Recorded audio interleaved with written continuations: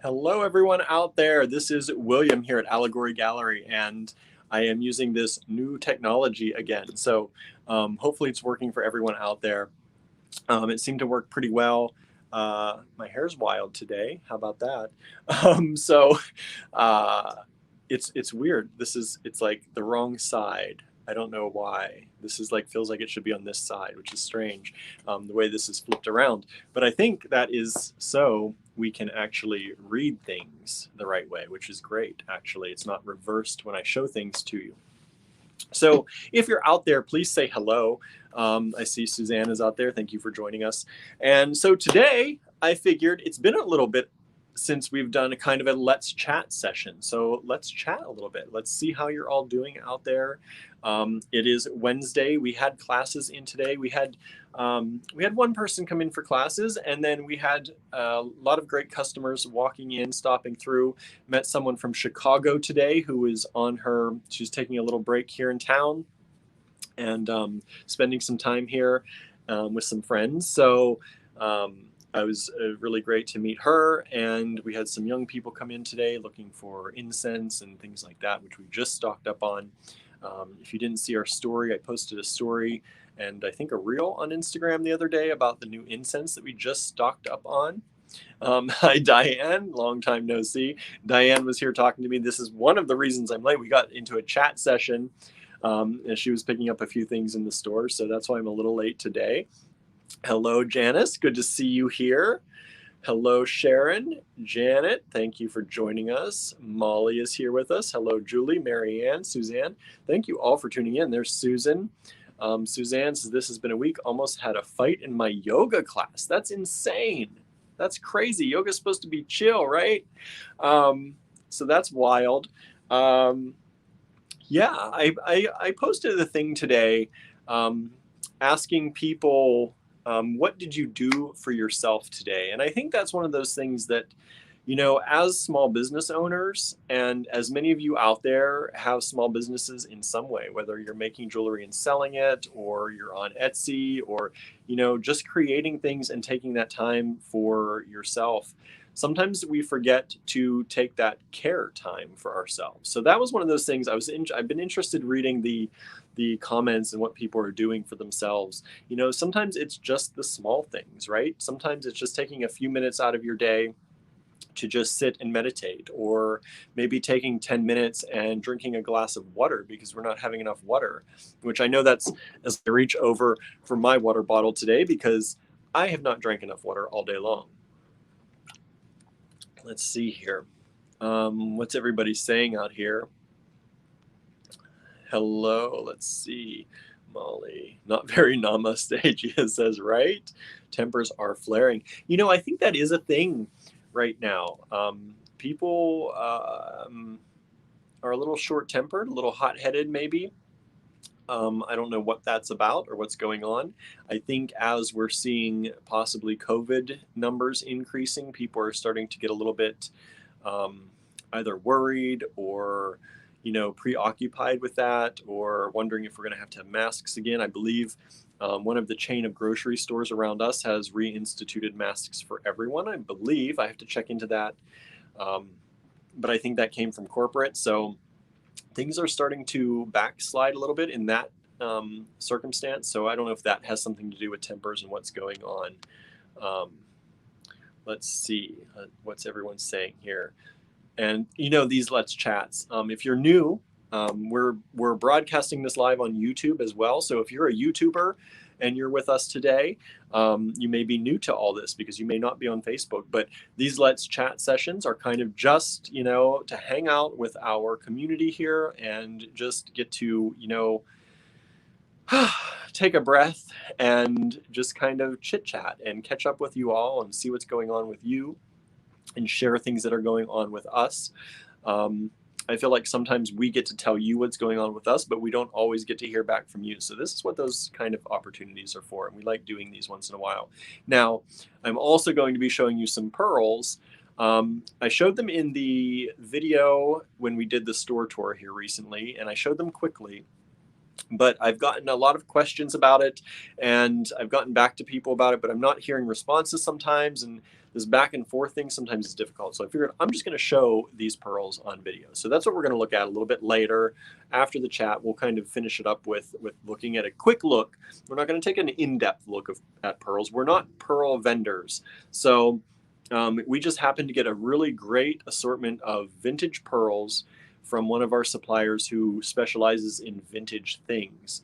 And we've had them in the store for a while. We have some of them online. So I'm going to show them to you and just kind of give you an idea of what we have. And if you think they're pretty, you can get them from us. All right. So let's see what else is going on. Yoga and aggression shouldn't mix. It's true. I just had to mail documents to the UK. What a pain. I got my nails done in my daughter and got haircuts. Nice. Daughter's got haircuts. Nice.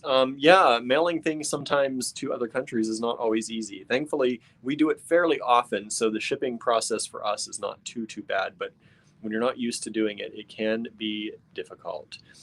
And let's see. Oh, I'm scrolling. Comments are flying by here. How about you, Nancy asks, what are you doing for William? Well, what is William doing? William and Andrew went to the bookstore the other day, and we bought more books at once than we probably ever bought at one point in time. So I got some great books. Many of you out there may know I like to read things about science. I like stories about the human brain and studies on the human brain. I like languages.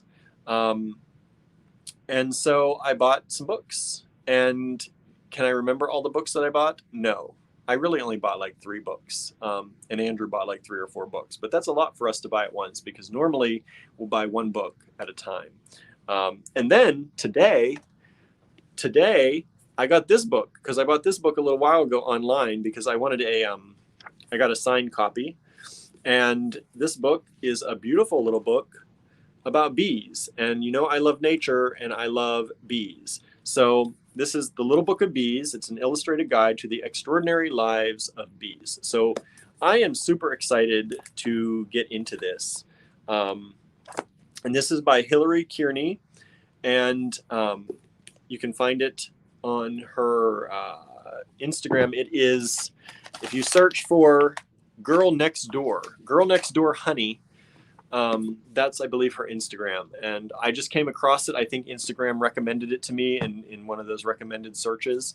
And I ended up buying a book. So that search worked, right? And so I'm excited about that. Those kind of things, learning about nature, trying to be more in tune with nature a little bit. I got away from that. I grew up in the country.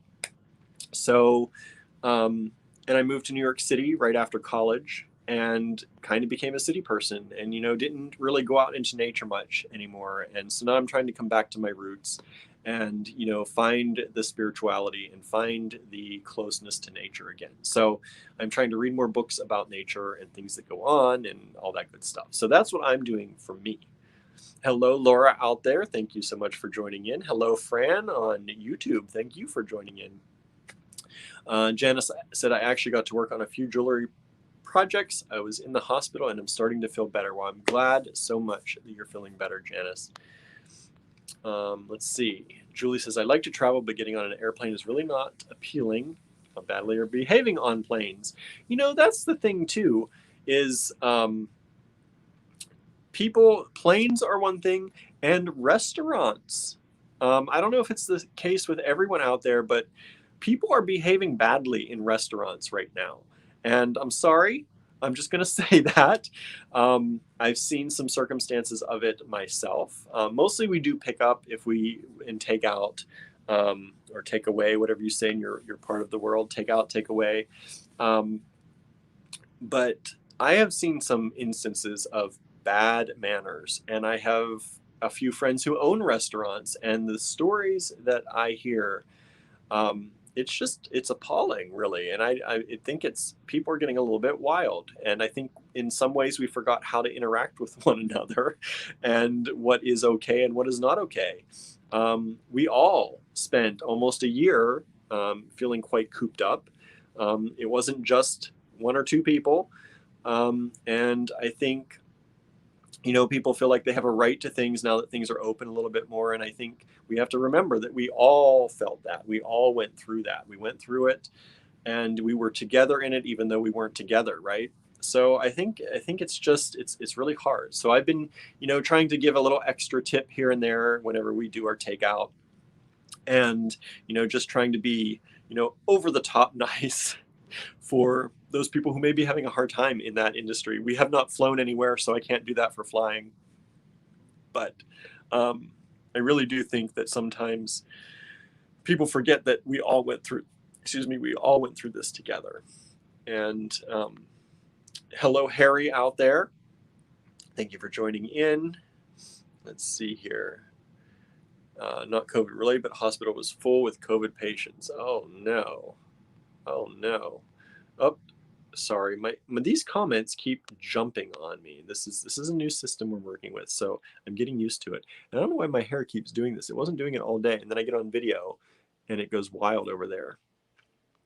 I need to get a haircut. That's one thing on my to-do list. But I had to change my hair appointment, so it's getting a little bit wild. I got to get my haircut. Hopefully we don't backslide, right? Are you going to do some beekeeping at the cottage? Janice is asking, and you know what? Maybe. I don't know. I've always wanted to keep bees. I don't know if we have time for that right now. My friends keep bees, and they're not around here, but I watch what they go through to keep bees. And I'm like, I'm not sure if that is something that I have time for right now. But I would love it. I like the idea of it. I don't know if I like the doing of it. We'll see. But I think bees are super interesting. I think they're incredible creatures. And if keeping bees help also keep the bee populations up, it's something that I would like to do at some point. So maybe. And now that we have the cottage that is not in town, because we can't keep bees in town, we are on the outskirts now, and we could technically keep bees if we wanted to. So maybe. We'll see. We'll see. Sounds like you'll be busy buzzy with all that reading material, says Marianne. Yes, I am. And you know what? I'm one of those people. I buy books. I'm a book hoarder. I buy books, and I don't always read the books. Sometimes I listen to audiobooks, but rarely. I buy books with the intent that one day I will get to them. And I buy them as I find things that I know I'm interested in. But sometimes I do pick one up and start reading through it, and as I'm getting older and as I'm trying to, come back to, I talked about in the beginning, that nature, coming back to my nature, my own nature. And, everyone, I think sometimes at points in their life can lose themselves a little bit. And I have done that. I'm not, immune to that. And as I try to come back to who I believe I truly am, I want to be a reader, and I want to find time to just, take the time. Sometimes if you try to find it, you don't always find it, but sometimes you just have to take it, right? So I want to try to take the time to be a better reader, and be more well informed about the world around me. So that is that. Let's see here. Julie says, people need to be patient. Restaurants can't hire enough help. It's true. It's a hard thing going on right now. Our friends who own restaurants, they have the staff that they have, right? And they can handle the amount of people that they can handle. That's it. If they get a rush, everything slows down, and that's just what it is. But there's also the flip side to that if they hired more people, and they could hire more people, it's harder right now. If they could hire more people and they don't always have that rush, then they have to let people go, right? So it's a very hard balance, and it's even harder now because no one knows what's going to happen, whether people are going to be shut down again, whether people are going to be able to fully open and stay open. So it is really difficult. Period. And so when people go out to restaurants and the service is slower than they expect it to be, that's one of those things, especially if you look around and all the seats in the house are full. They probably don't have the staff to handle that right now. It's and you say, why open your business if you can't handle it? Well, they haven't had to worry about that in a year. So everyone's just trying to find their way in this new thing and not get overwhelmed and not hire more people than they're going to be able to handle if we close down again. So that's kind of, I think, part of it. Just coming from the perspective of listening to my friends who have restaurants. I don't obviously own one, so I can't speak on it entirely, but it's definitely difficult. It's definitely a difficult thing. Renee says, I am just thankful that there are employees who are actually showing up for work. So many of our town restaurants have had to close or shorten hours because of employee shortages. It's true. It's a sad thing. We've had a lot of restaurants near us that have reduced hours or things like that. And it is hard. And it is making everyone take a look at both sides of the story. Are employers paying enough? And are young people, who generally are the people who you find in the restaurant industry as servers and hostess or hosts, are they being more fickle or thinking they deserve more? Or, it's a really hard thing, I think, and it's a hard balance to find.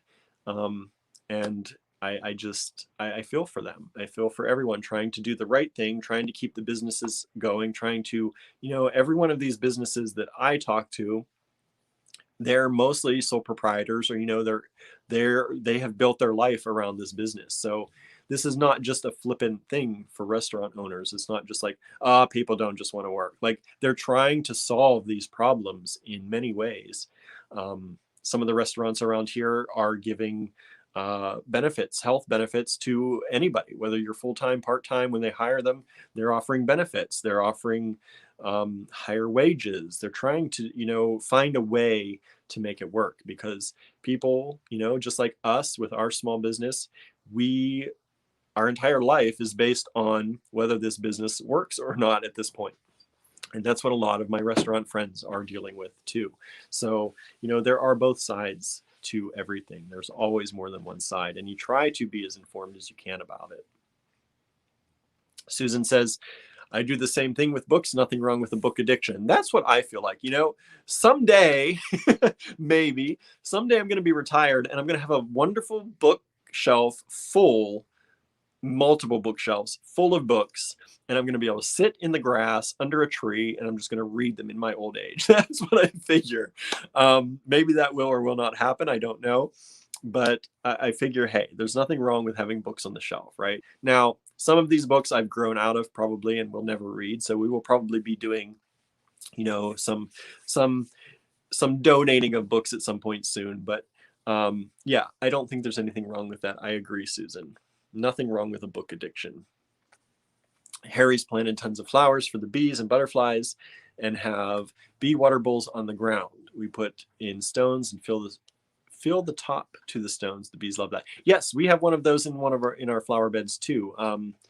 We use the little aquarium-like marbles or little flat stones, and we have it in a shallow dish. The dish is only about probably this high, and we fill it with the stones, and then you put the water on top to almost the top of the stones, and the bees can go and perch on the stones or around the dish and drink and not have to worry about drowning. So that is something we do in our flower gardens every year, to make sure that the bees have something to drink, and also filling our bird feeders for the birds, right? So they can bathe or the bird baths so they can bathe and drink too. Let's see here. What else is everyone doing out there? Marianne says, too much uncertainty just now. It's true. It really is. And that's everywhere. I know, Marianne, you're in Canada. So Canada, United States here. We have friends in other countries who are going through the same thing. It's a world thing right now. And, it's a lot of uncertainty of what's going on. Andrew and I, as many people know, we're having our wedding at the beginning of November, and we're just hoping that we don't all get shut down for that, right? So we're just hoping that things don't get shut down and we can still have the wedding that we're hoping to have. Let's see here. Betty says, what about bead shows? Bead shows, some of them are starting back up. There's a few that we've tried to get to that just things haven't worked out. But we don't ever know if the shows, are going to happen or not happening, what they're going to do as things pick up. So it's uncertain. The world is uncertain right now, I think. Let's see here. William, start reading now. I hope to. I hope to. I bought some books that are really interesting, and I do hope to read them. They're timely a little bit in that in some of the things they're talking about. I do like to read books on physics. I don't understand physics very much. I used to be a mathematical person. I liked math a lot. And then I took calculus, and calculus kind of threw me off a little bit. It was probably one of the worst maths I've done. But it was also because I got very interested in language at that point, and that's where my life took me. So it wasn't a bad thing. But I do always wish that I would have paid a little bit more attention in calculus and studied a little bit harder so I knew it. But yeah, I like to read books on physics and the multiverse and all that kind of stuff. So some of the books that I bought are regarding that, and they are a little timely because that stuff changes every so many years, and new theories and new things come out. So I do hope to get to those. I definitely hope to get to those. Let's see here. Diane says, I already have bookshelves full of books. I just need to retire to have time to read them. Exactly, right? That's what I say. That's what I say too. Susan says, our small office library room is filled with books in my hub's books. Many are hard to find. We listen to music back there too. Nice, very nice. New Orleans had a cancellation for a big book convention. I could see that. And y'all have a lot of crazy stuff going on down there between weather and COVID and everything else. I do want to visit down there. I really want to see it because, I love French stuff, and I like the idea of the French and how it changed and how it came about down there. And I really would like to see that culture. But I don't know about living there. I always say that every time. I don't know if I could do it. I give you props for being able to do it. That's for sure. Susan says, I like to hold a book and hold a newspaper. I'm a big techie, as many of you know. I love these videos. I love doing videos. I love editing things. I love being on the computer. I love knowing about technology. I do have Kindles. I've had a Nook. I've had a Kindle. I currently have a Kindle, and I do use it here and there. But I do also like holding a book. But also because I'm a book lover, I'm very... I don't like to break the spines of my book. I don't like to bend the pages in my book. So carrying books around is a little bit of an anxiety for me. And it's funny, sometimes the technology is actually easier to carry around, and I feel less worried about damaging it than I do a book, which is strange, right? Because it costs a lot more than one book. But I still love the feel of books. I love the feel of real magazines. Newspaper, I could give or take. I don't like unfolding a big newspaper, and it's not my thing. But magazines and books, I do like. I prefer hard copies of that stuff. I really do. Renee says, tomorrow's not promised, read the books, right? Well, I'm hoping, the idea is, yes, tomorrow is not promised, but I'm hoping that what I do in my day fulfills me, whether or not I read the books. And that's what that's what I'm trying to get back to every day, having a fulfilling day. Whether or not, you're doing everything that you would like to do, you still want to be fulfilled in your day. And generally we are. We have a beautiful business. We have all you beautiful people out there who make this business what it is and fill us or surround us with this community. So yeah, I'm fulfilled in my days most of the time, even if I don't get to read, but I do want to read more. Let's see here. Stamili says, I love the astrophysics stuff. Me too. I'm really excited about that. And, and even the stuff that isn't, like, I'm very interested in science. We just watched Fantastic Fungi or Fungi or Fungi. They pronounce it every different way in that documentary, but it's on Netflix. And Andrew and I just watched that. I think it was really awesome. I learned some things about mushrooms that I had no clue about. Like, I didn't know mushrooms help trees give each other nutrients. They can send nutrients back and forth from tree to tree using the mushroom network, the mycelial network. Had no idea. So, it's fun things like that that you learn about, even that we live on Earth and there are things that we don't know about the Earth, right? And so just thinking about other dimensions and other, universes or multiverses, that whole idea is that it's cool to think about, I think. But there are so many things even here in nature that we don't know. So I think that's really cool. So I would recommend that if you like, even if you don't like mushrooms necessarily, it's really interesting to see what mushrooms do, um, and how the fungi just, kind of are everywhere and kind of were at the beginning of everything. So I recommend that if you like science stuff. And every time I touch the comments, they move. Harry says, I've had the urge to start painting again. I used to do lots of watercolor and acrylic paintings and was in many salons. So I bought some more paints and paper. I've done 3 or so this week. That's awesome, Harry.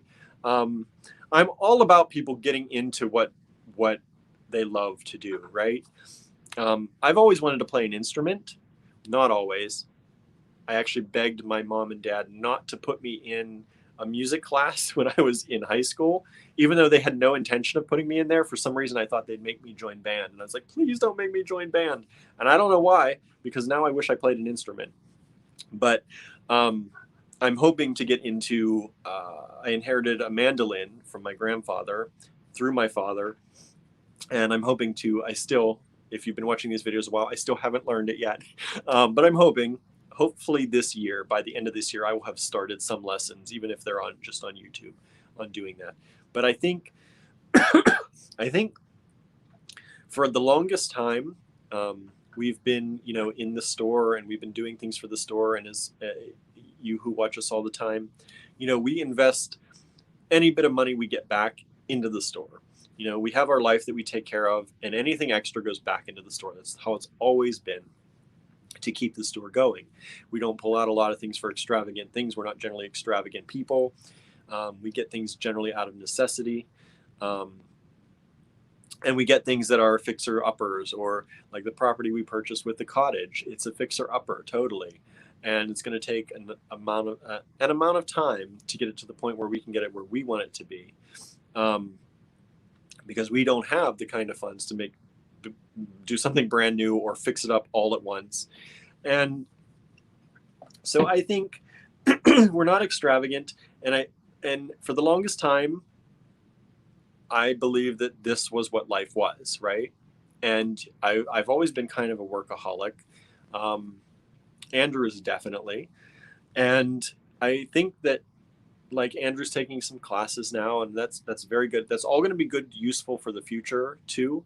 But at the same time, it's important, I think, very important, to give yourself decompression time. And whether that's a hobby, whether that's something you've always wanted to try, like pottery. If you saw my post here on Facebook recently, we recently took a pottery class in town. It was a several week course. We would go 1 day a week for several weeks, and I made a lot of, I think, nice things from my first time. I'd never done it before, but I always wanted to try it. And now I might get a pottery wheel. I might keep going. I might keep trying it. But I think it's important to give ourselves outlets. And for so long, we were so pressured to make the store do well and to live off of it, that there didn't seem to be time for anything else. But I kind of, looking back at it, I see how it wore us out probably more than we needed to be, because we didn't take time to breathe.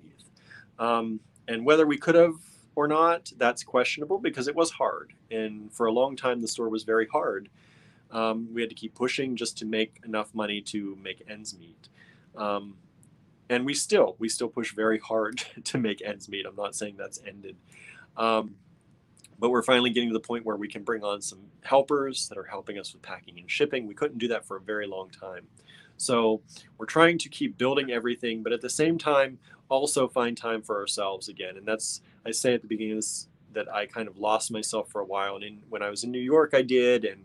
And in your work, I think you can lose yourself, and that's fine if you love your work. But I think even if you love your work and love what you do, you have to always find time to breathe and break, right? I think that's what I'm coming across. Maybe I'll learn some new things as time goes on, but that's what I'm learning now. Let's see, what's everyone saying? I like reading on my Kindle. I also like a paper book to read as well. Said Molly, back to the book thing. Yes. Marianne, if I actually owned every book I've read, I would need a much larger home. Yes, I have a problem getting rid of books once I've read them. I still like to keep them on the shelf. And so our shelves are full of books, and many of our shelves have multiple layers of books, some one row in the back and another row in the front. Let's see. Molly says, it's hard for me to read. I need quiet, and my household is not always quiet. It sounds like it's not always quiet. I get frustrated, so I try to read before bedtime, and then I fall asleep. Isn't that the way, right? Oops. It just jumped again. Comments keep jumping. Let's see.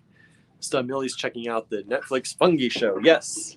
Fantastic fungi or fungi or fungi. They said it all in that show. But I think it's really cool.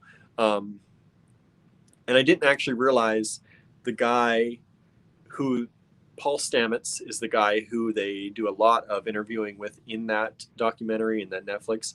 And I didn't realize that they named the Star Trek character Paul Stamets after that guy, because they talk about the mycelial network in the new Star Trek Discovery. So that was kind of cool. That was really cool. Let's see here. Multiverse in quantum physics is cool too. I believe that too. I like it. I like it. Oops, just jumped again. Diane, my grandmother was teaching me to play piano when I was a kid, but I ended up quitting. Sometimes I wish I hadn't, but it wasn't something that came naturally to me, so I feel like maybe it just wasn't meant to be. I tried to pick up piano too, and I was not necessarily good at it. Many, I won't say all, but many of the people on my dad's side of the family are naturally gifted when it comes to music. If they hear something, they can just play it. I don't know how that happens. I don't have that ability, I don't think. I don't know that any of them were necessarily formally trained. They just were able to pick up things and listen. I don't think I have that ear. I don't have the ear for notes and all that. So that's why I've never picked up an instrument to try it, other than I tried the piano because I thought I would be, I just sit at the piano and just it'd be done and I'd be a natural. And that was not the case. But I'm hoping that I can get into the mandolin at least. Thank you, Marianne. She said it was good pottery. Thank you very much. Let's see here. Susan says, I collect vintage Golden Guide books. I remember these from my childhood. Yep, I remember them too. I had some. I don't know what happened to them. I don't know. I don't know what happened to them. Molly says, my problem was I have very small hands when playing the piano, so I eventually quit because it was hard to reach some keys. Yes, I generally don't have that problem. I generally have fairly large hands. And sometimes that is the problem itself, is I hit too many keys at once. I was not well trained enough and my fingers weren't able to do this or whatever enough just to hit one key, right? Instead of all the keys. So, yeah. So I do think that was the basis of my question here on Facebook today, is what have you done for yourself today? And that was kind of reminding myself too that we need to take time out and do things for ourselves and find things in our day, any day, that we take a moment, find things that we enjoy, whether that's just going out and, we walk by our flower beds every day, multiple times a day, in and out of the car. Do we always stop and actually look at them? No. So when I go home today, maybe that's what I'll do. I'll go home and just look at my flower garden for a little bit and just check it out and see what's new there and what's decaying and what's changing and what's growing, because those are all beautiful things that happen, right? And that's the other thing about that, the mushroom special, talking about things that, decaying, it's all a part of it. We're all here. We're all, part of this wonderful system that is going on here on Earth. And it's kind of amazing when you think about it. And it's, I think, good to take time once in a while and just appreciate it. So let's see here. What is everyone saying? One of my maternal uncles was a big band drummer, and several of my cousins inherited his talent. I have a photo of him with Gene Krupa. Nice. That's awesome. Yeah, musical talent, don't think came to me. I definitely can't sing. I know we've had some of these videos where I threatened to do it. I don't think I would ever do it because I'm really bad at it. I promise you. Some of you all talk about my voice on here and it's lulling people to sleep. My singing would not lull you to sleep. You would be like, please shut up. I can guarantee it. So yeah, I did not, musical ability, not my thing. I wish it were, but it's definitely not. Let's see here. I need to stop and weed my flower garden before I can't see the flowers anymore, says Diane. Isn't that the truth? Ours are getting a little bit wild, but I'm always afraid to pull things because I don't necessarily know what's what all the time. Because we have some wildflowers growing, and sometimes I'm not sure what is the wildflower and what is going to be a weed.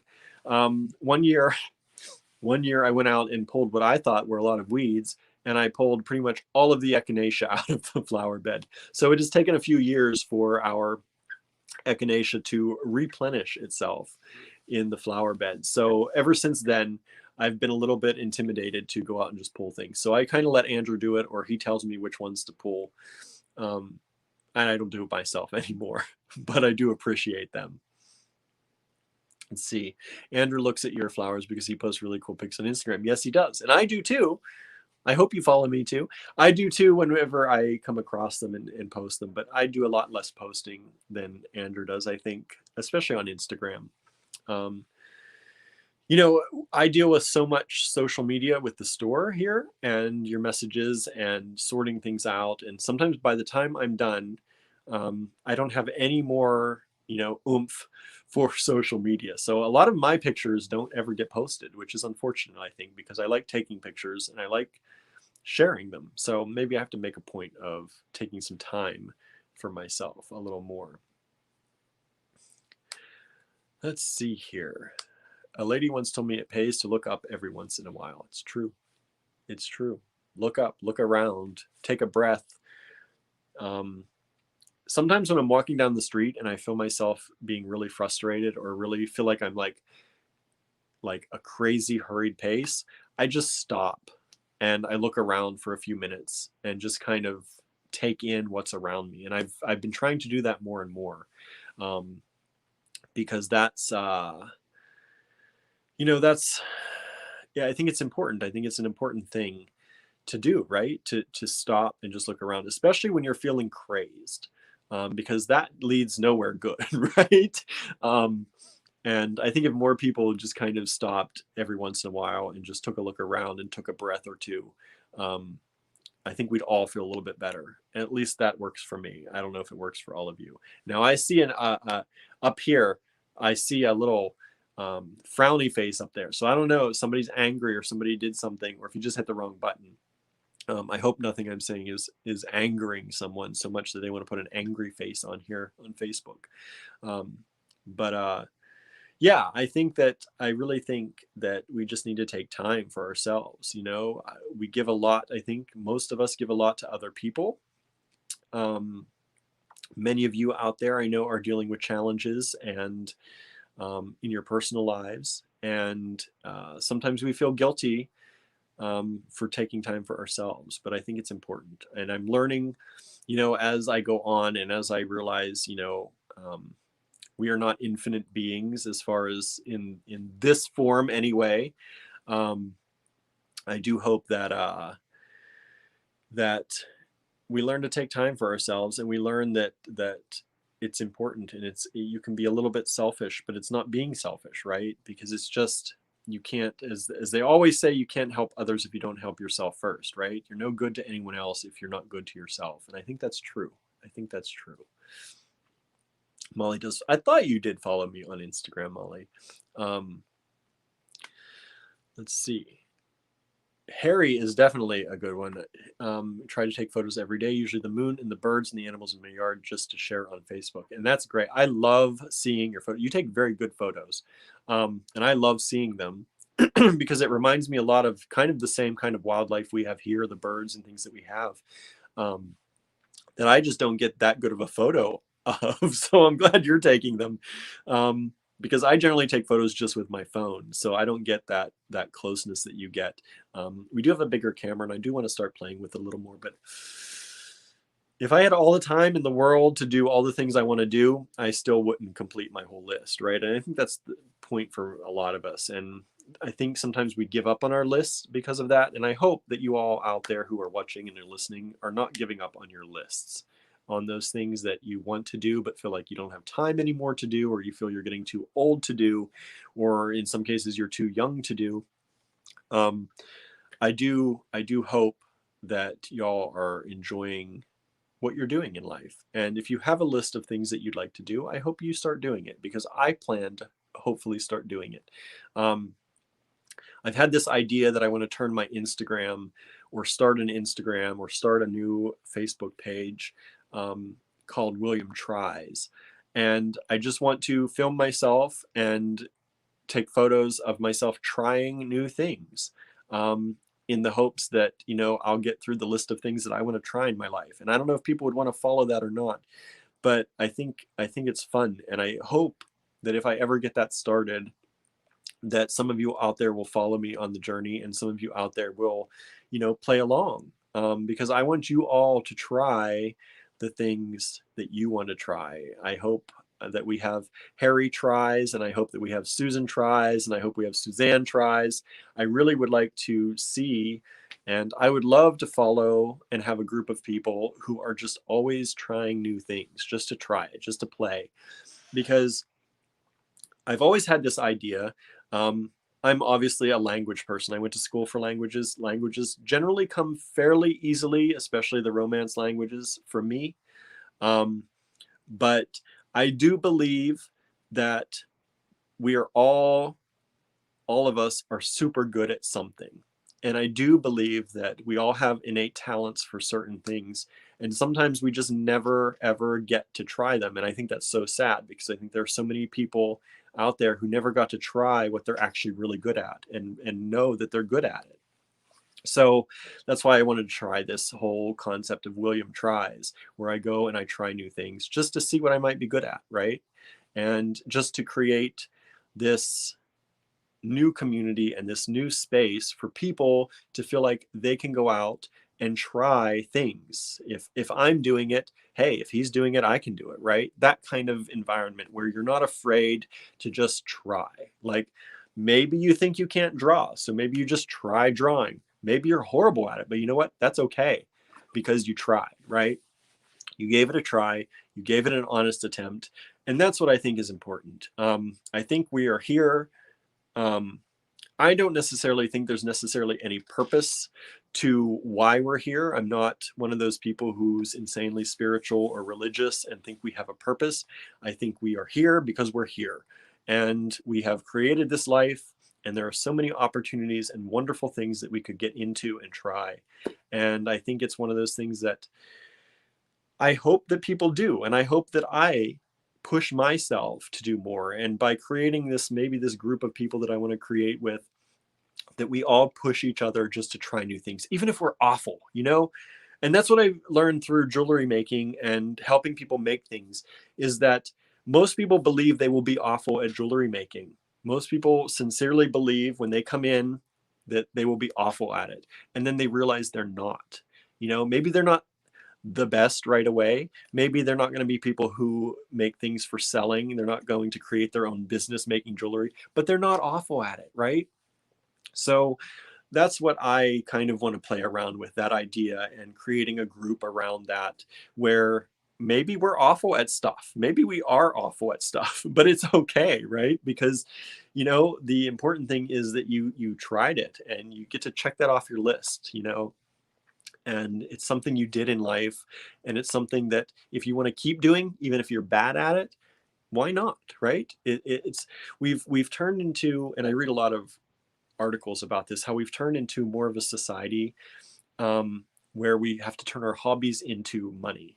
And I think we need to move away from that. I think we need to stop believing that everything we do has to make some kind of money. And I hope that we get to a point where we don't feel that way, where we don't feel the pressure to make money on everything that we do. And I know that's hard because not a lot of people have a lot right now and things are harder right now.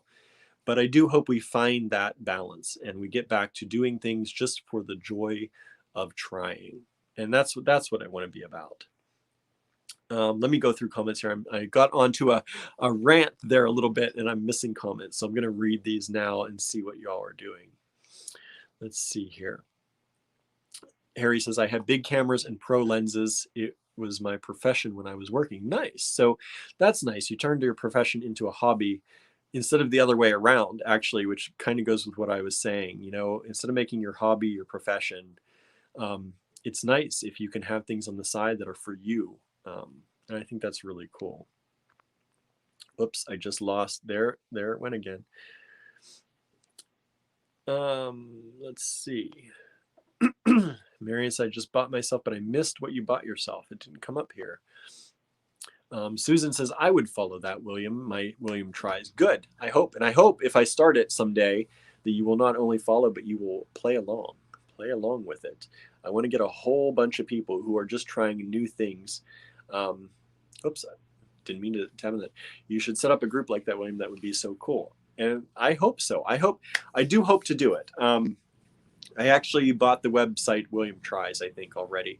I've been thinking about this for a long time. And I actually wanted to include my pottery class that I took in that. But because it was actually a formal class hosted by someone else, I was going to talk with the same teacher about doing a private one and doing that kind of concept and getting it kick-started off. But because we took classes hosted in another area in another store, I didn't want to do that. So, but I am hoping to start something like that in the future. And like I said, if I do, I hope some of you out there will play along and will, try with me. Susan said, I would follow you. Thank you very much. Marianne just bought yourself a tarot deck. Nice. We have a collection of those that we have, and we like to collect those. We like those a lot. Janice says, I like taking photos. I have a 35mm camera. My husband just bought me a tripod. Love taking nature shots. Sunrises and sunsets are my favorite. That's awesome. I like to see people getting into things. And, so much of our talk here, because we are beads, we talk about beads and we talk about jewelry and we talk about things, but I don't know a lot of your other hobbies out there. So I'm very interested to find that out and to see what all you like to do and what you do in your spare time. Because like I said, here we talk about jewelry. We sell jewelry, we sell components. That's what we have a store for. But our lives are so much more than that. And I think it's very interesting. Some of these people you out here that I'm talking to, I've known for quite a long time now. And some of you have been following us for a very long time, but we don't always know what else you get into, right? And I think that's cool that we can learn that. We still, after all this time together, we can still learn those new things about one another. Let's see here. Oops, there it scrolled again. Gia says, I'm awful at golfing, but I'm not done trying to learn. You're making me think. Good. I hope so. And, these Let's Chats, I like them because I don't even know what I'm going to say. I don't generally come here with these Let's Chats and have an idea in my head of what I'm going to talk about. So I love where these go. I love seeing what comes out of my mouth and what comes out of yours when you speak. So I'm glad, if anything, I can help you think about things and ponder them, because I think that's important too, that we constantly analyze ourselves and we look at ourselves. And I fully believe that no one is completed until you're not here anymore, right?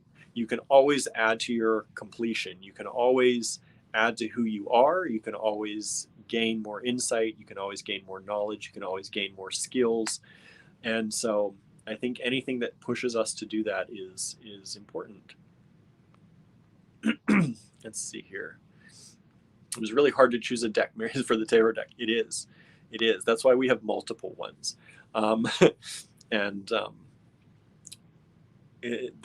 Some decks are very, very, very beautiful. We just picked up one.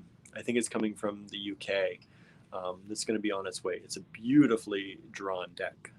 So I'm interested to see that one. I can't wait till we get it.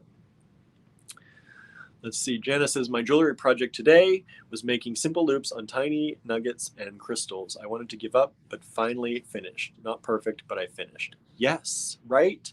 I'm awful at finishing things, even books. I get into a book, and then I want to move on to another book because I find another thing that's interesting, and then I don't finish that other book, and then I keep doing that over and over again. So that's one of my things, too, is trying to push myself to finish things. That's definitely on my list, finish things. But I think even if you don't finish things, I think, you know, for new things, especially if you try new things and it's not your bag, then I think it's okay not to finish, because I think it's okay to know when to say when. But I think, like you said, there are some times when you should push yourself to finish things. And even if it's not perfect, Andrew always quotes this book, and I'm blanking on the author and the title. But the line that he always quotes is, done is better than perfect. I think Big Magic, is that the name of the book? Done is better than perfect. And for people who are perfectionists, I think that's really important. I'm kind of a perfectionist, or I have been. I'm working on it and I'm getting better at it. Sometimes you have to just know when to say when, right? Get it done. And most of the time, you know, when you are so hyper focused on a project, you see every single fault. You know it because you made it. You know where the faults are, and you might want to perfect them. But somebody else who has not spent countless hours working on that project doesn't see them, doesn't see the faults. They see the whole. They don't see the pieces. They see the whole. And if you're making jewelry, or it's a jewelry project, and that's what you do for a living, or that's what you do to sell, and it works for anything, whatever you do, you know, you get hyper focused on things that no one else is going to ever see. So truly, done is better than perfect, because done is probably perfect to somebody else. It's just not to you, because you see the faults that you created along the way. But people won't see that. Most people look at the whole when they're purchasing something or when they're viewing something. You know, very rarely would you go into a museum and look at great works of art and look at the brush strokes and say this brush stroke is wrong, right? Who does that? Maybe there are some hypercritical people who might, right? Who really understand what is going on, and, you know, have done that for their own lives and are, you know, teachers of that. But generally, most people, they're not going to look at the brush strokes, right? They're going to look at the whole. And I think that's what we have to realize, is that when we're doing things, people are looking at the whole. They are not looking at those things that we are finding wrong in our own projects and our own things. And you know, sometimes we're hypercritical even on ourselves. And I think that relates back to us. We might not like certain things in ourselves, right? But other people take us as a whole. They don't see that. They don't dissect us like that, like we do ourselves. So if you're feeling like you're hard on yourself, I think you need to take a breath and realize that other people aren't seeing what you're seeing, and they're taking you as a whole. And maybe you should take yourself as a whole, or maybe you should take your work as a whole, instead of seeing all those things that can be perfected. Because I know I need to do more of that. And I think age helps with that. I've always been told that it does, and as I'm aging, I feel like it's definitely true. You start to lighten up on yourself a little bit and see yourself for who you are, not these little pieces that you want to change, or, you know. So let's see. What is everyone saying? I know the comments jumped again. Oh my goodness, really, they jumped. Diane says, that sounds like fun. I would like to try all the things. Diane, you can try them with me. We'll go and we'll try things. How about that? Marianne watched a lot of YouTube videos. Nice. Diane loves photography. Phipps Conservatory is one of my favorite places to take pictures. It is a beautiful place to take pictures. I love Phipps. We used to have a membership, but we haven't been to Pittsburgh. Other than for Andrew's classes, that was the first time we ventured into Pittsburgh in a while. So we do love it there too. We love to see their spring shows, and all their shows really. Harry collects tarot decks as well. I'm fascinated by the artwork on them and what they can do. Yes, that is the truth. I don't get into it as much. Andrew is more into it than I am, but I do like them. I think they're beautiful. And we buy many of the, I shouldn't say many, we buy some of them. We have a number of them, and usually it's because of beautiful artwork or because they're from people we know or things like that. Let's see here. Gia says, love photography, but desperately in need of better lenses. And see, that's the thing. That is, I'm going to put that comment back up here because that's the thing with me too, is that there are certain things I love, but then you start realizing the faults, right? And sometimes these faults are actual faults and actual things you need to solve. And sometimes they are just things that we put in our own way.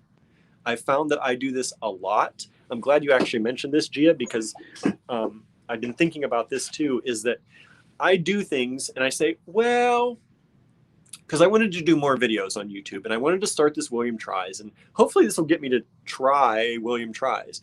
But you start putting things in your own way. So I have a computer and I said, well, this computer, you know, it doesn't have the best camera. So now I need another camera to do these YouTube videos because they're not going to be good enough if I just do them on the computer's camera, right?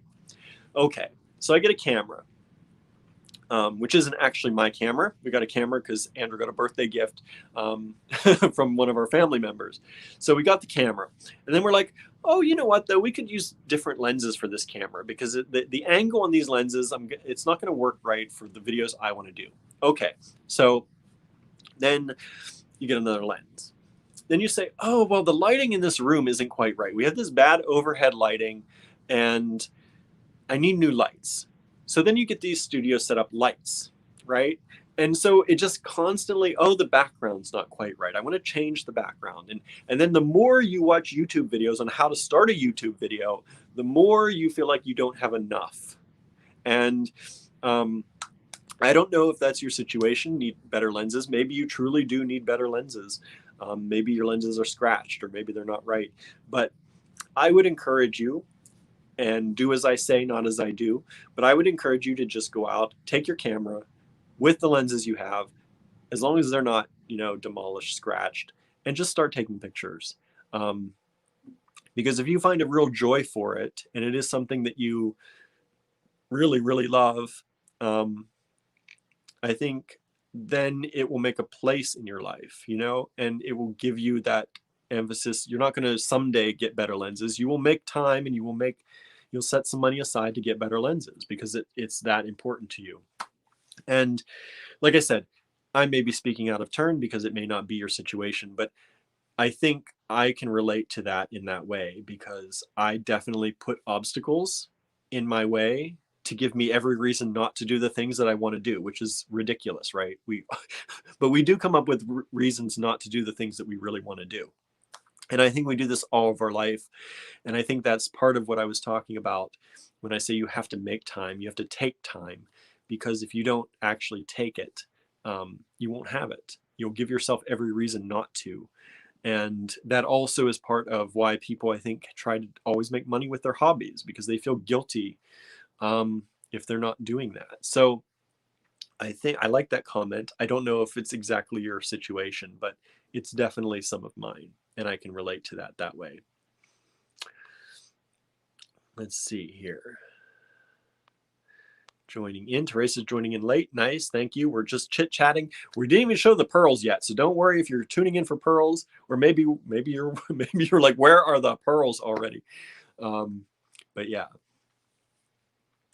Let's see. Since I'm a disabled and a senior, I really missed doing, giving, socializing. I did a crafts for years, but couldn't anymore. I found jewelry making many years ago. I've been pushing my creativity big time. I try to use new things in a new way, differently than they were designed for. When I get inspired, I incorporate it into my designs that I share. I want to be the one to put it out there and get others inspired. If I can accomplish just one person, I feel like I've done something. See, that's wonderful. That's wonderful, Karen. I'm going to take that, sorry, because it's going to cover my whole face, but it's very important. I think I agree. You know, that would inspire people. And I think that's a great thing that you're doing, and you're finding new ways to, you know, make yourself happy, but also inspire others to do things. And that's what we try to do here. We want to inspire you all to do things. That's why we bring in the different stones that we bring in. We bring in all the different checklists. We want it to be inspiring for you. And that's why we handpick everything that pretty much everything that we bring in, because we want, if it inspires us, we hope it will inspire you too. Let's see, Teresa got 2 deliveries today from us. Nice. I'm glad you got them. I'm glad they made it. Let's see here. I'm just reading comments. Renee, I'm painting Christmas ornaments now. They are people's pets and I am OCDing over them, but my friends would never notice the imperfections, but I see them making me crazy. Yes, Renee, that's the thing. No one but you, because you've been looking at them for so long, right? They're not going to notice it. They're not going to notice it. Done is better than perfect. I agree with that. Get them done. Make more, you know? I think that's the thing. Sometimes we get caught up and things become hard and things become difficult because we're trying to perfect everything. But if we just had fun in the making and the doing, we would produce so much more and bring so much more beauty to the world. And sometimes in classes, when we have people who are stuck on a project, I flat out tell people, stop, put it away, start something else. We'll get back to that, but start something else. Keep putting beautiful things in the world. Don't get stuck. Don't get yourself caught up in something that is making you crazy, because this is supposed to be fun, right? So that's my advice, Renee. And I hope that you find a way to not make yourself crazy, because it should be fun. Make it fun for you. Let's see here. Diane says, I actually love seeing the brushstrokes and paintings because I feel like there's more of a connection to the artist, like it wasn't mass produced. This person touched it and made it with my own hand. It always feels like a connection to the past. I agree with that. I love looking at them too, but I'm not going to critique a certain brushstroke. And that's kind of the point I wanted to make. You're not going to critique one brushstroke out of the hundreds or thousands that are in a painting, unless you're hypercritical, right? And if you are, that's your thing, right? But most people are not going to do that. And just like most people are not going to be hypercritical about jewelry that you make or art that you do, they're going to see the whole instead of the individual components. Gia says, thank you for encouraging me. I always put obstacles in my way because I'm a perfectionist. I understand, Gia. That's why I know it. I know where you're coming from. I want everything to be perfect upon release, right? So these videos, that's why I love these Let's Chat videos. And I don't know if you all like them or not. I know some of you do because you hang out with me. The numbers in this video are pretty low as far as people who are watching. So it's not for everyone, but I love these because I'm a perfectionist generally. And I like when I do these, you know, I'm trying to get away from having everything set just so. So I have no idea what I'm going to talk about. Literally no idea what I'm going to talk about when I start these videos. I just kind of start and I go off of your cues of what you all are starting to talk about. I just happened to make that Facebook post today that jogged my memory into talking about it. And that's how it happens. And I think the more that we allow ourselves to be liberated in that way and not have a script, like Gia, maybe you're like me, you like to have everything positioned just so. Like normally when I show things on these videos, I have them set up and I have them arranged. And when I don't, that's when I feel a little bit clumsy or feel like, is anyone really wanting to watch this?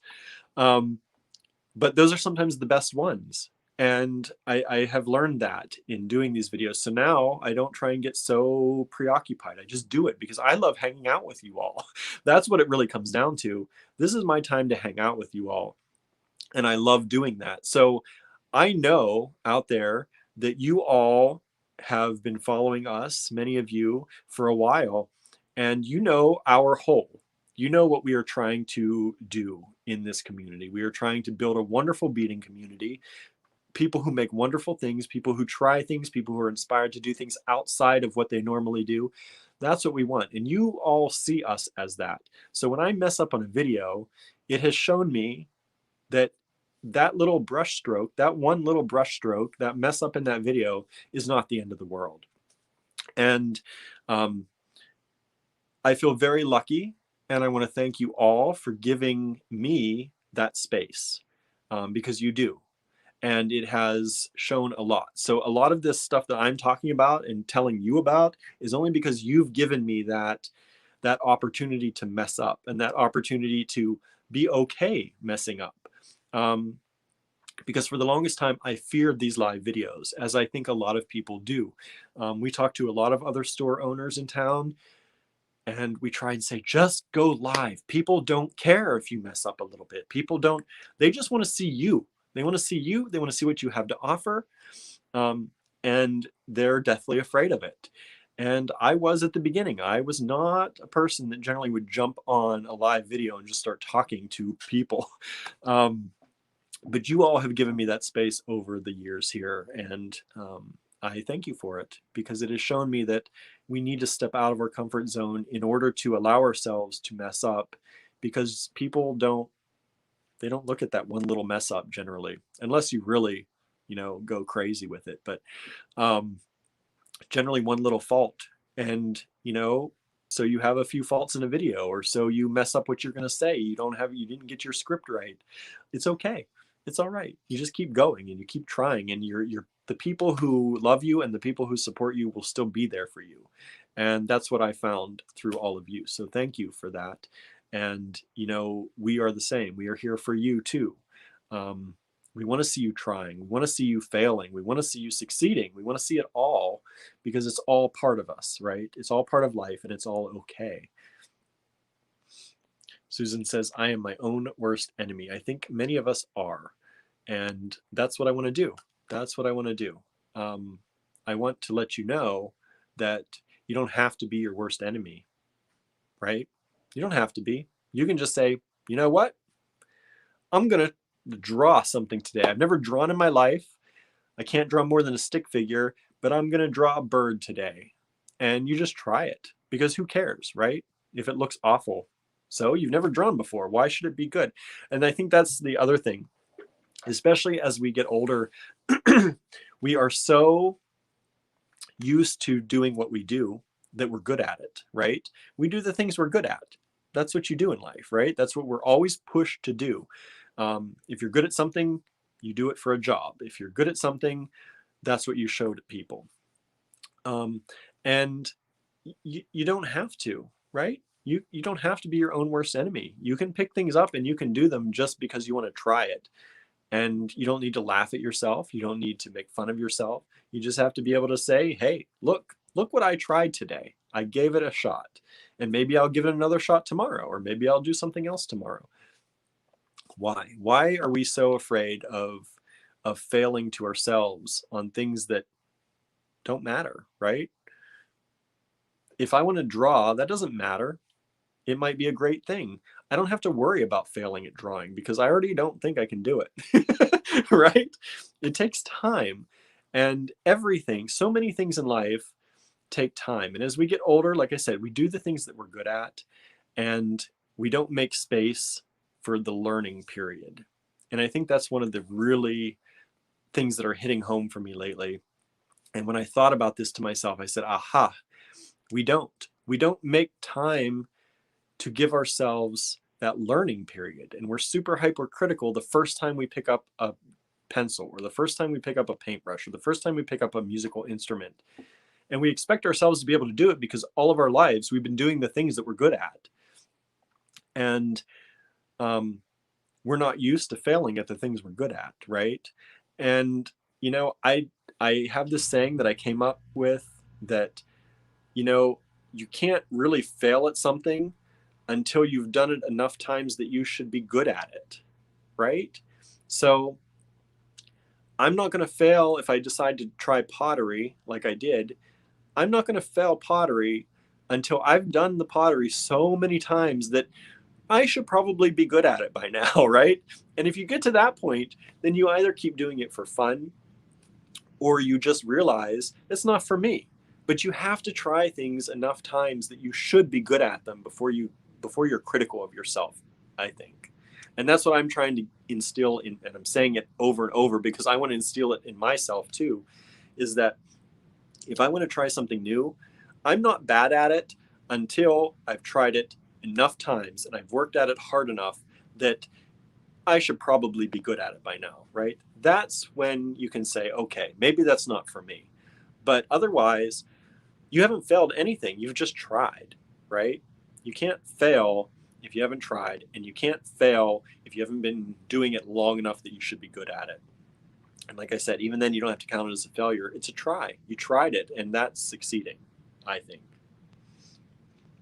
Susan says, I'm a perfectionist. There are pros and cons to this vantage point, right? It's true. I love pearls, but they can wait. Nice. Harry says, you shipped me several orders a few days back and feel very charged up with ideas. Nice. All that color and vintage stuff really gets my mind rolling. We love the vintage stuff. Diane says, I love the chats. Good, good.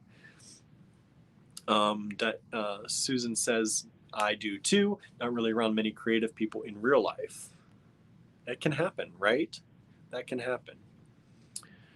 Oops, just jumped. Everything jumped, everything jumped, everything jumped. Okay. I'm watching the replay for some reason, but didn't get the notification, but always loving your presentation, William. Valerie, you are not watching the replay. We are still live. We've been going for about an hour here, so you're not watching the replay yet. We are still live. And I don't think it lets you watch before this, but we're on new technology today, so who knows? Who knows what it's letting you do? Your live videos make you more personal. They're nice. See? But would you say that about yourself necessarily if you were going live and talking to people? Maybe not. Or maybe you would. Maybe you're really good with yourself. And I commend you if you are, because I'm not so good with myself. But thank you for that. And I think more people need to realize that live videos, talking to people, making friends, trying new things, it makes you more you, makes you more personal. Let's see here. I've seen some really cute stick birds. Nice. Me too, right? Me too. Put a bird on it. Nice. Molly says, I know I cannot draw, but my youngest daughter is really good. She makes so many pretty pictures. Yeah, I can't draw. But you know what, Molly? I've also not tried drawing enough that I should be good at it yet. So why should we say that we can't do it? Unless you've tried it. Unless you've taken classes and you've tried and you've drawn hundreds and hundreds and hundreds of things or tried to, then maybe you can say you're not good at it, right? And I get that a little bit from Andrew, because Andrew's like, I could teach you to draw if you want to learn to draw. And I'm one of those people, as much as I say I can't do things, I do believe most people can learn how to do most things, at least to an average level. So if you really wanted to learn to draw, I think you could do it. I think I could do it too, even though I say I can't draw a stick figure. But I think if you give it enough effort, I don't think you can say you can't do it until you have tried hundreds of times to a point where you should probably, most people would be good at it by now. Then I still don't like to call it failure, but you can at least say it's not for me. You don't have to be Rembrandt, just be you. Exactly, Harry. I think that's very good. So that's that. I think we've come to some kind of conclusion. I don't have much more to say, so maybe we'll take a look at pearls now. How about that? Let me go ahead and clear my space because I have a messy space. I'm going to take another drink because I've been talking for a long time. And then I'm going to turn my squeaky stand around, and you're going to look at the ceiling for a little while. Like I said, this new technology, I'm getting better at finding it, but you can't just flip the camera real fast. And it takes a little while. So there's the camera flip. Hope I didn't have anything up my nose as I turn my nose onto the screen, right? So these are the pearls that we showed in our store tour that we did the other day. And they are beautiful. Janice says, thanks for the encouraging words this evening. Thank you for tuning in and staying with us this whole time. I know it's been a long chat, but I know there are you out there, you don't mind. And I like that because I like hanging out with you all too. So mostly there are 4 different kinds of pearls. We have these peacock pearls, and they have this stunning multicolor, colorway to them.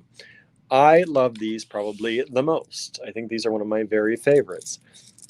Now, they come in various sizes, and that's why the prices are a little bit different. They generally range from about $18 to $24 or so per strand. And these are full strands. And so this is like a $19 one here. This is what we considered a medium size from the ones that we got. And we got these from a vintage supplier, supplies lots of vintage things. And what they told us is these are special because these were, you can see the coating on these, this beautiful luster and the nacre on them. They have that gorgeous luster to them. They're really shiny for this price point. Now you can get pearls that are this beautiful. Generally, they're a lot more money nowadays. And that's because there's pollution. And that's also because they do not leave them as long to develop before they pull them out and send them off to market. So these have a beautiful luster because they're vintage. And back then, they left them a little bit longer to mature. And of course, waterways were a little bit cleaner. So these are the peacock pearls in various sizes. If you're interested in any of these, you can send us a message. If you're on Facebook, send us a message on Facebook. And that's the easiest way. If you're watching this on YouTube, you can send us an email. That's a great way to do it. info@allegorygallery.com. This is our website. If you ever need any information, you can go there and you can contact us through the website. Now, the other pearls that I'm going to show you that we have are gray. So these are a lot lighter. They still have that beautiful kind of luster, and they have the multicolors in them, but they're not as dark and deep as these. So holding them together, you can definitely see the difference. These are gray. These are the peacock. And we have them in various sizes and price points, but generally, like these ones, the gray ones are a little less expensive. They start around $9 or $10 and go up to about, I think, 14 or 15 per strand, which is a great deal for pearls of this quality and for a full strand. So again, those are available if you'd like those. Just send us a message. Let us know you want the gray pearls. If you don't care what size, just let us know that it doesn't matter. If you want to let us know what price point you're looking at purchasing and how many, you can do that. That's a way to do it. If you're looking for a particular size, you can send us a millimeter measurement and let us know, and we'll try our best to match that up for you. We can't always guarantee it. So many of these are very, very similar. They're just maybe a millimeter or two off, which creates a little bit of a difference. But for the most part, there's not a huge size difference in these. So there are the gray, and there are the peacock. And then we have the kind of the white pearls. Call them white, I guess. This is what you really think of a lot of times when you think of pearls. And these are stunning. Stunning, stunning, stunning. These are like, this is $24 a strand for these, which I think is a great deal. Just look how beautiful a strand of those are. Really lovely. We have these in multiple sizes as well. I'm just pulling them out here. This is another $24 strand. And that's another 20. Geez, maybe we don't have as many as I thought available. Here's a $26 strand. These are the little peanut pearls. And these are attached to other pearls that I'm trying to separate. But these are peanut pearls. Look at them. Aren't they cool? I love these.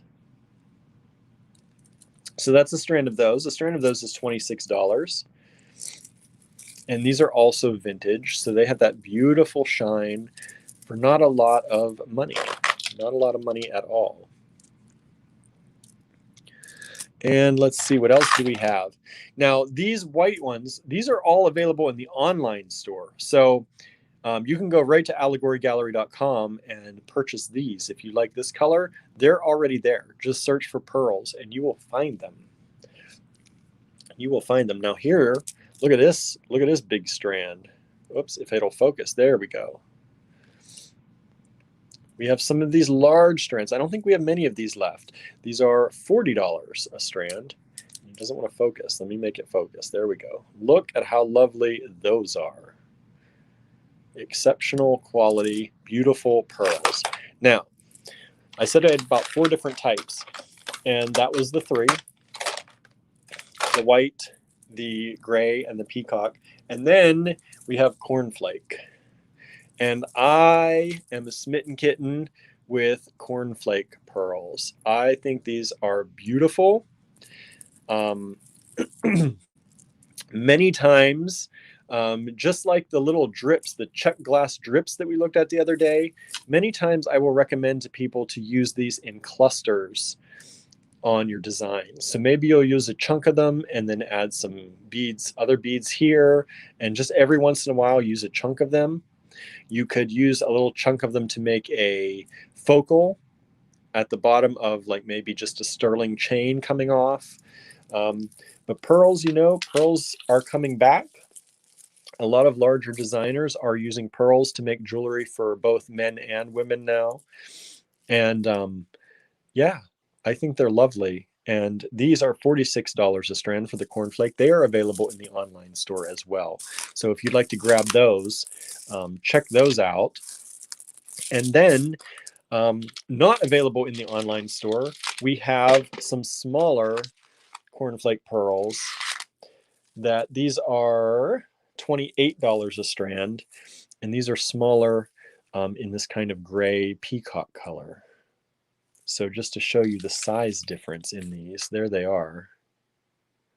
So all of the white or the regular, you know, what you consider pearl color, these are all available in the online store. If you want any of the gray, including these little cornflake ones or the peacock, you do have to send us a message or send us an email. And we'll be happy to help you out. We ship worldwide. We can give you shipping quotes if you let us know exactly what you want, because everything's done by weight if you're out of the country. Even if you're in the US here, a lot of it's done by weight. So we need to know what you want, but then we can get you shipping estimates for that. All right. So that's just a quick look. I just wanted to show you a quick look at pearls.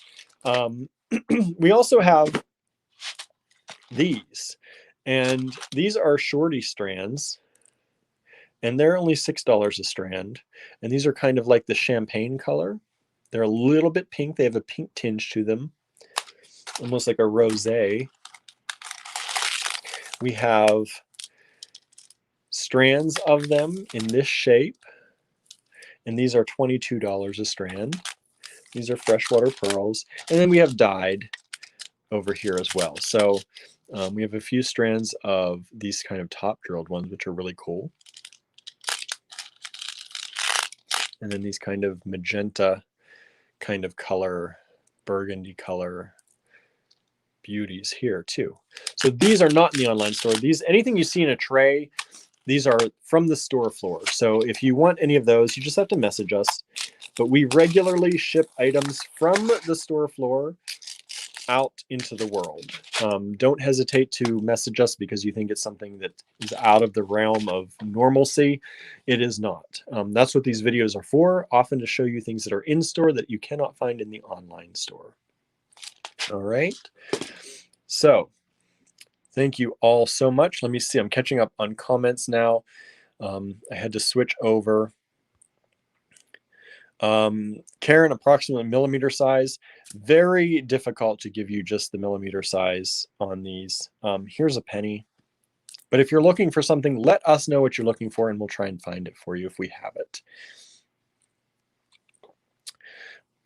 They're nice and plump looking. Yes, they are.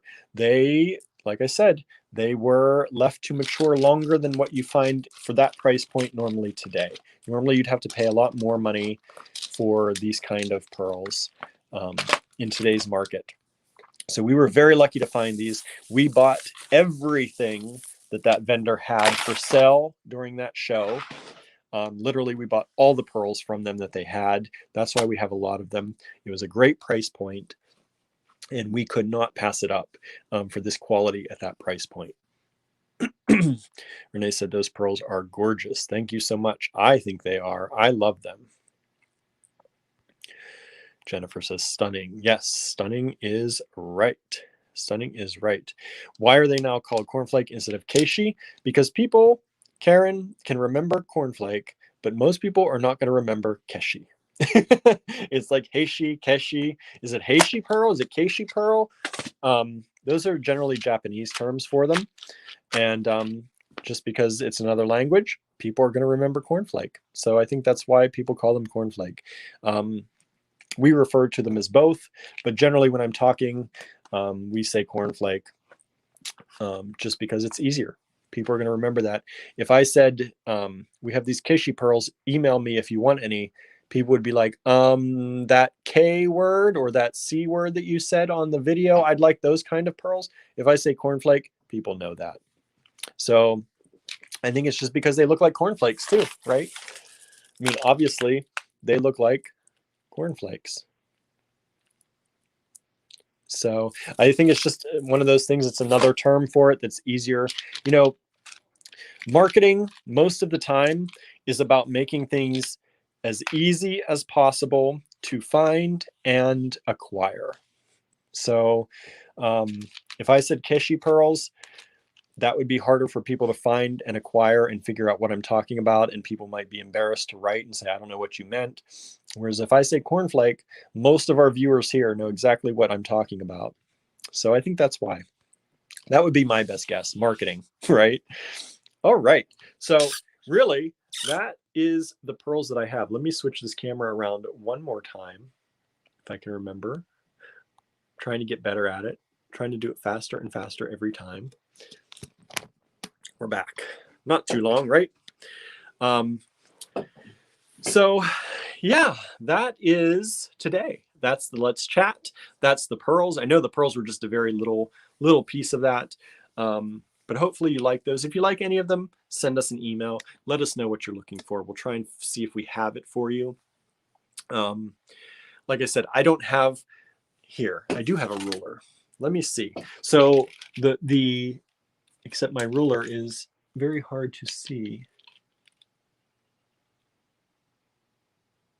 Generally, those pearls are coming in probably around 6 to 8 millimeters, I'm going to say.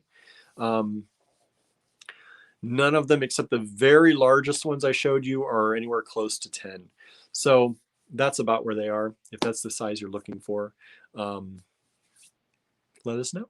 If not, also let us know, because we do have some of the smaller ones. They're not the vintage ones, but they're beautiful.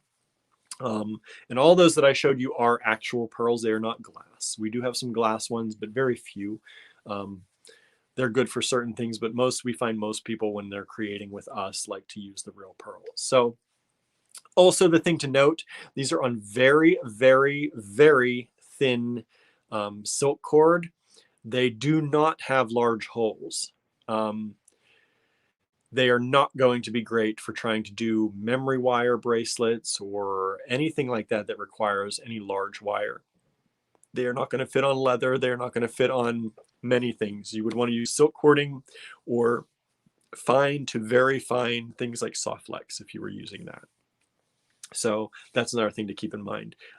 They did not drill big holes back then. So they are vintage, they are small holes. They're mostly meant for pearl knotting.